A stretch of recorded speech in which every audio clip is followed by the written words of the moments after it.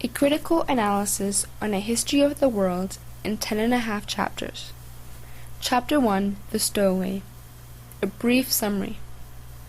The first chapter touches on the journey of Noah's Ark and the truth behind it according to a stowaway, which is a woodworm. The narrator states that it was a long and dangerous journey which took roughly 4 years, rather than 150 days, and that the ark consisted of 8 ships rather than 1. Throughout the first chapter, the stowaway retells events that occurred in the journey, including the loss of multiple ships, the death of Noah's youngest child, the reason behind the voyage, and many others. Let's take a look at the literary elements.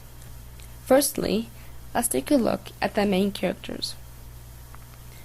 The first character is the narrator, who in this case is a woodworm who snuck itself onto the ark and observed everything that was happening around it. In the chapter, the woodworm is considered to be intelligent, as it seems to dissect the myths evolving around the ark. The next character is Noah. Although it is believed that Noah was chosen by God and considered the savior and hero, the woodworm sees him differently. The woodworm describes him as a hysterical rouge with a drinking problem and to be pretty bad, who had his own little theories and was also like a monster and a puffed up patriarch. The third and last character is God. A question that lingers in the air throughout the chapter is whether God is trustworthy. An example of this is, but perhaps the animals have been too naive to trust Noah and his God in the first place. Setting. The chapter takes place in many locations such as Noah's Ark and Noah's Palace.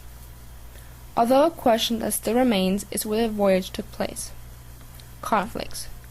Throughout the chapter, there are multiple conflicts that the woodworm addresses. Conflicts include the loss of Noah's son Verity, the loss of the laughing ship, store ship, hospital ship, and Verity ship, and the consumption and loss of 1/3 of the animal kingdom by Noah's family. Themes. The first theme is the controversy of what is real and what is a myth, as the Bible states something different than of what the narrator in the story says. Individuality. The woodworm shows its individuality through its perspective of all the events happening around it. Through its perspective, it displays its own personal characteristics and true thoughts. Historical context. The narrator makes it clear that the real story of Noah's Ark is nothing like it is seen in children's books, as there was nothing mentioned of clean and unclean animals.